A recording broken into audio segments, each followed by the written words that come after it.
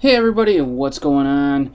Buddy Blackford here with another Photoshop CS6 tutorial, and let's jump right in. Today we're going to learn about transforming our images. So what we're going to learn today is using the free transform and then the transform menu selections.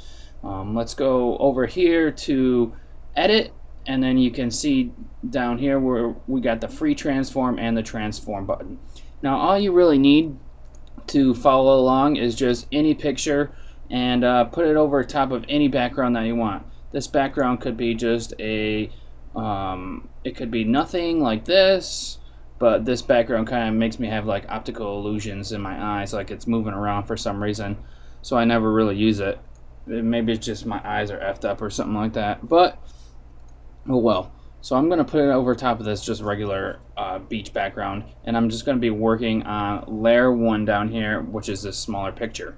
So let's start off with free transform. Let's go to edit and free transform, and notice that Control T is the hotkey. You want to learn that and remember it because you'll use this a lot. Now you can do a few things with the free transform.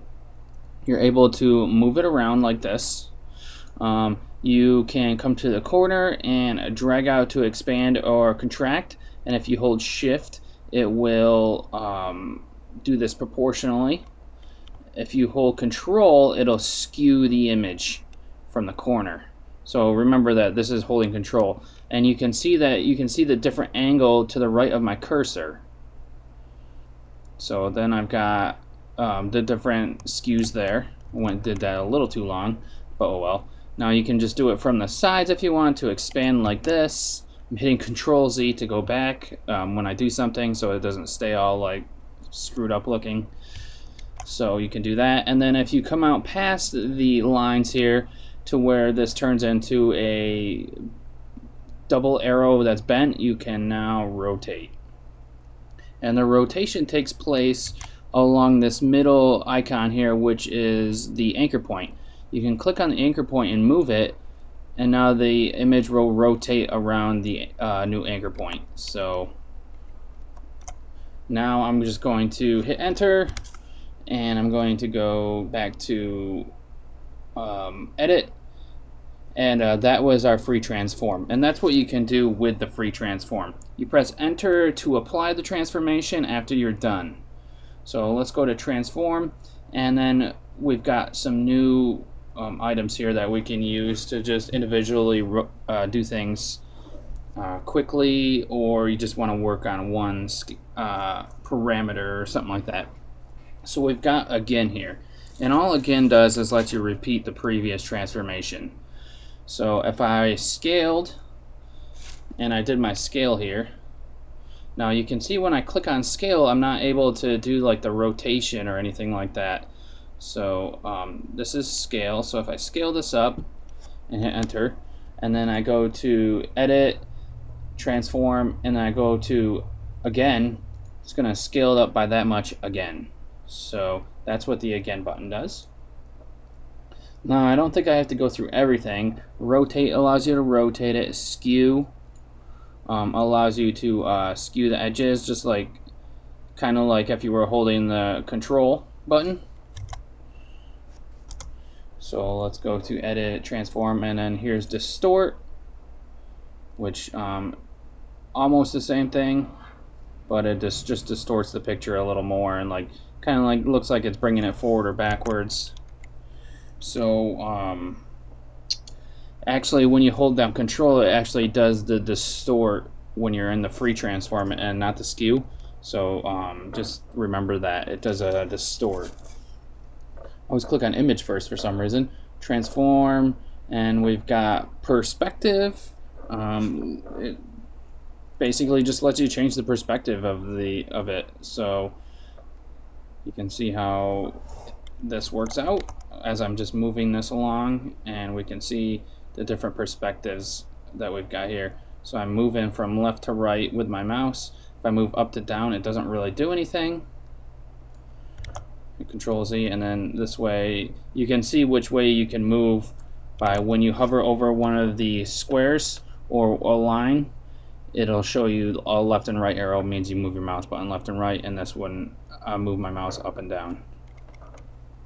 So hopefully that makes sense. Oh, I just clicked on I clicked on something that made my Camtasia do all this goofy stuff. I don't want it to, so I'm going to pause for a second. Oh, and I'm back. It wants me to draw my screen.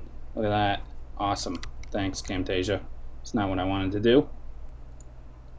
So I fixed whatever the hell was going on with my Camtasia, and let's keep going. Camtasia is a screen recorder. I accidentally hit screen draw somehow by pressing a hotkey that I didn't even know existed. So let's get going back to what we're doing. So the next thing that we were on is transform and warp. And warp gives you like a little grid, and you can pull the different points here and move around like the image and stretch it out and warp it around. Now we've got a couple images that are a couple things that are going on here. We've got our grid here where you can click on the different points and warp those points around. We've got custom here.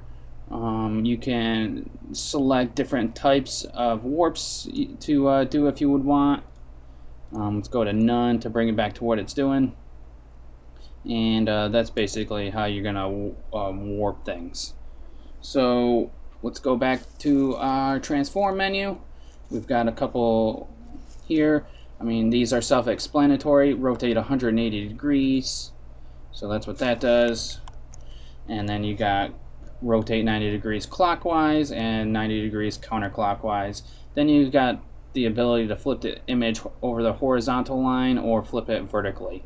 So let's just flip it vertically right now, and that's what basically it does. Rotates 180 degrees pretty much. So those are what you can do with your transform. So there's flip horizontal to make it look like it's going the other way. That's it for the different transform menu items. All those, remember, were located under edit and then free transform or transform. And remember, Control T for free transform because you'll be using that a lot. Free transform has a lot of the things already within it. The only things it doesn't have are skew, perspective, and warp. So if you ever need to use those three, just go ahead and use the transform menu and such. So thanks for watching this tutorial, and I look forward to seeing you guys in the next tutorial where we're just going to be learning how to use the crop tool. So see you guys in that one. Have a good one. Goodbye.